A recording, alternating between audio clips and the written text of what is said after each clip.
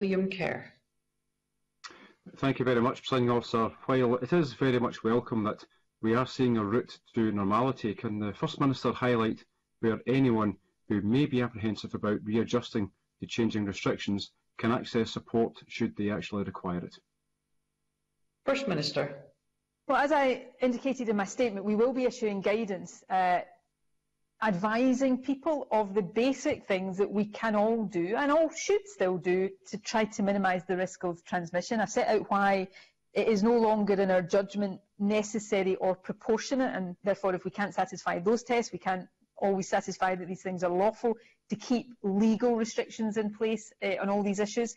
But we will still advise people that when you're with people you don't know, keeping a safe distance is a sensible mitigation. If you're going to somewhere particularly indoors and it's very crowded, perhaps don't go when it's so crowded.